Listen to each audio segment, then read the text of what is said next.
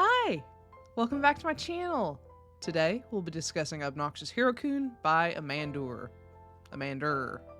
Something like that. Before we get started, there will be spoilers, so if you don't want to be spoiled in this comic, go ahead and click off now. No worries, I'll catch you next time. And for those of you left behind, let's go over some content warnings. There may be references to bullying, homomesia, violence, harassment, BDSM, fat shaming, and sexual assault, as these things do appear in the comic. Now, if that's all good with you, let's go ahead and get started.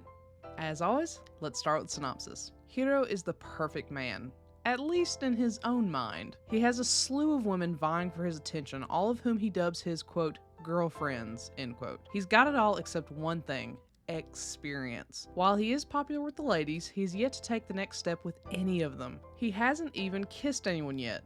This is a well-kept secret, except from the aloof Takashi, one of Hiro's classmates. Somehow, Takashi can see right through Hiro's confident performance. Hiro is determined to put Takashi in his place and ends up in a standoff with Takashi daring Hiro to kiss him. This starts what Hiro sees as his ultimate high school friendship. After the kiss, Hiro finds himself watching Takashi all the time, in what he can only guess is admiration and the burgeoning flames of friendship. Meanwhile, Takashi seems all too keen to grow closer to Hiro in private, but just as often pushes Hiro away. When Hiro discovers Takashi's fetish gear collection, will this tie them closer together or will it keep them apart? Now, I've got to admit, I almost didn't purchase this collection when I saw the cover art. It's not as nice as it is in the series, which is actually pretty rare, as usually the cover is the best depiction of the art. That isn't the case here. The art in the comic itself is much better, and I was so happy to see that. If the cover art's dissuading you from giving this a shot, don't let it. It's much cuter behind the cover. It's very reminiscent of a typical manga style, which fits perfectly with the story, as it is a parody of yaoi and BL in general. To delve deeper into the parody aspect of this, it's done exceptionally well. Hiro is the embodiment of the cocky playboy while simultaneously being a virgin. On the other end of the spectrum, Takashi is the ultimate tsundere, with experience, though minimal. It's hilarious, and I found myself chuckling throughout the story. It's not as funny as my favorite, The Devil's Temptation, but it is certainly up there. With that being said, it isn't all giggles and laughs. There's actually some real heart in this, which is worth seeing. It does take time to get to the fluff and heart,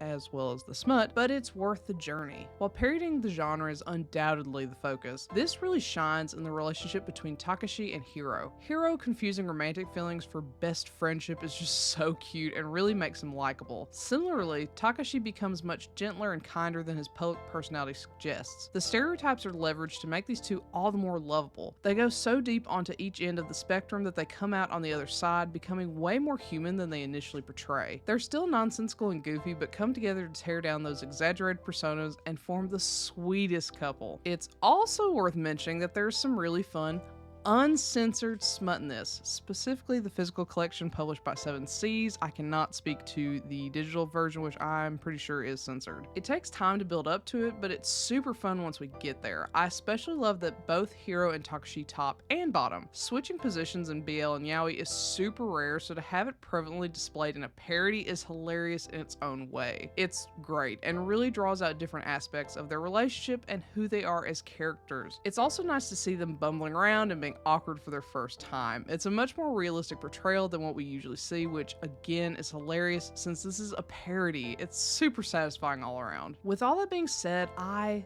love this. This was such a pleasant surprise. I actually had to force myself to get this one as I was super turned off by the cover art. This is a wonderful example of not judging a book by its cover because this is such a treat. It's chock full of humor, spice, and love. It doesn't get much better than this. I highly recommend this one for anyone looking for some lighthearted BL. So, have you read Obnoxious Hero-kun? If so, what do you think? Do you agree with my assessment? Do you not? Let me know and comment below. Otherwise, I'll catch you next time. Bye!